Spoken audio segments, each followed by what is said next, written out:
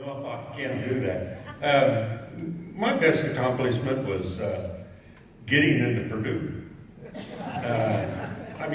I was from a very modest family, and I want to introduce Dr. Russell Harden, which most of you people know. He's very instrumental. He was very instrumental in getting me to come to Purdue.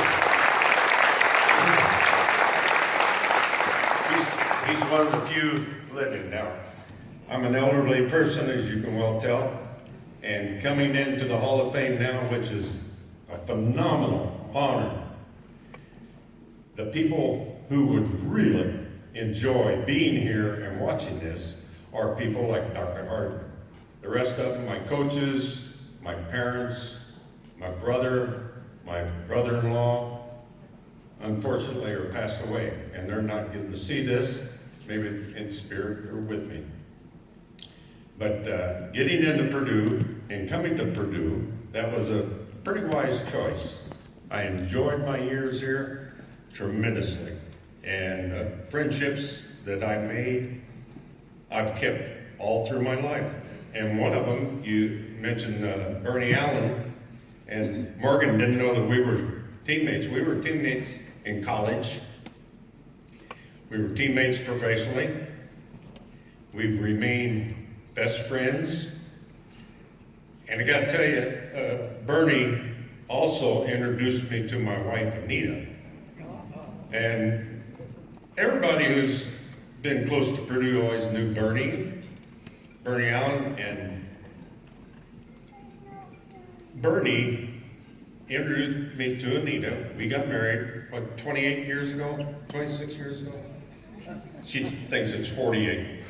But anyhow, I'm playing golf one day down in Florida, and I'm telling the guys that Bernie introduced me to my wife.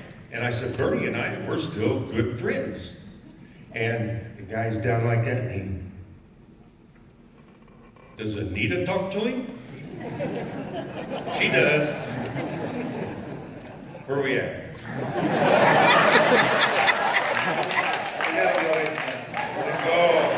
Too much time. No, let's talk about every inning of every game you played here, and your Purdue experience. That's a rare thing to get to do at your college. Well, yes, very enjoyable. And we, along the way, had some good players. Now, my senior year, I've got to brag about that team. Excuse me.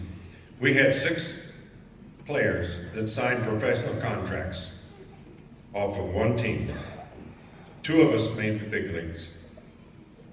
Now, also on that team, Coach Joe Sexton is a Hall of Famer for basketball.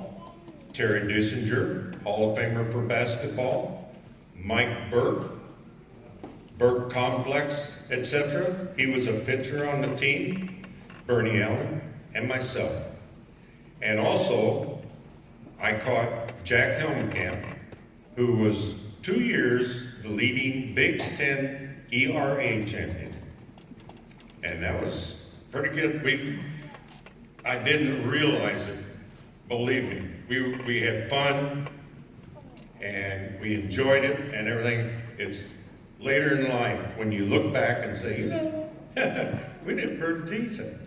And we had a decent team. We didn't win much, but we did beat Minnesota in a doubleheader, and they went on to become national champions. Give us a snapshot of your Major League Baseball career with Washington and Minnesota. That's about what it was, a snapshot.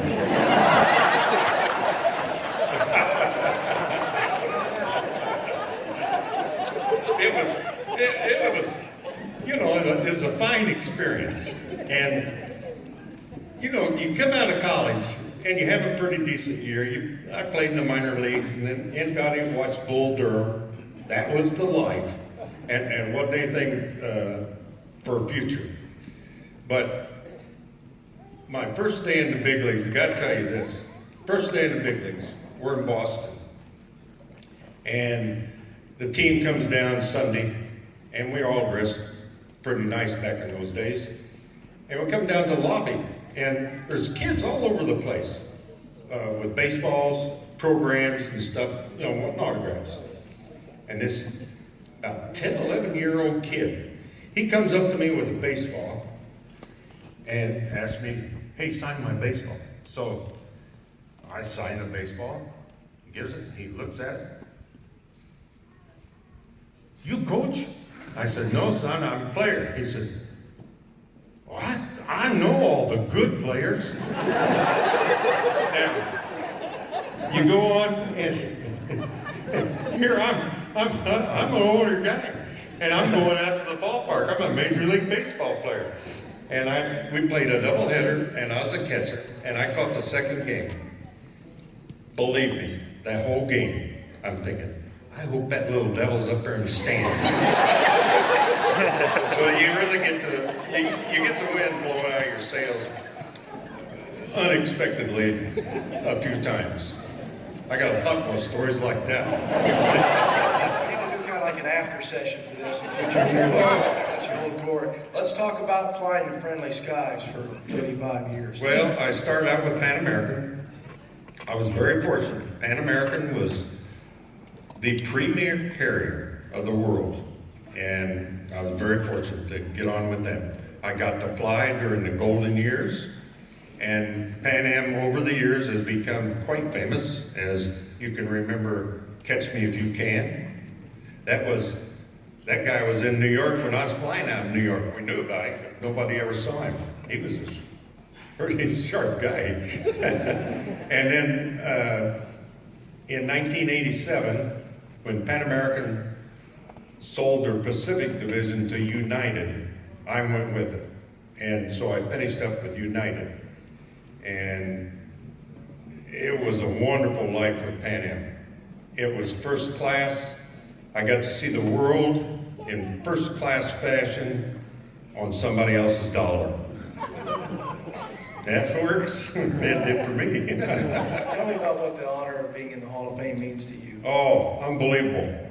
Unbelievable. Morgan can tell you, when he called and he told me, I just about died. Man, I'm so elated. And the people I'm going in with, my God, they're just really the talent and of everything, the diving, the swimming, the track. It's just unbelievable. And here I am, one of them. Oh, wow. I am really happy. I'll tell you that. You've seen that. Oh, yeah. Happiest guy in Kensington, they tell me. Let's talk about the family. Who's here tonight to celebrate with you and friends? Well, they may not want to stand up. They may be embarrassed. My wife, Anita, and everybody trying to catch attention, my grandkids, and my daughter, Lisa, and all their spouses, my two sisters, Pat and Rita. And, we're moving along, and I know I've taken up a lot of time. I got to tell you a story. I flew a lot of airplanes. I have ratings on 14 different heavy jets. The last jet that I checked out on was a 777, brand new airplane. And I get my bid on it. I'm going to fly the 777. We go to Denver, and I go through training, and it's all done in a simulator.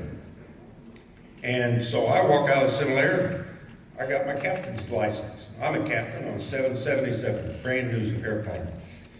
Well, the next day they fly me to Miami. I'm going to fly Miami to Sao Paulo, Brazil. Now, I've never even seen the airplane. I've never ridden in one. But I'm qualified now. You got to remember, Neil Armstrong didn't ever land the Eagle anywhere either before he did.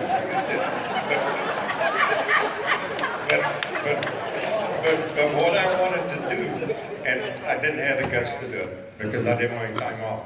But I wanted to get on the PA and say, ladies and gentlemen, this is Captain McCabe.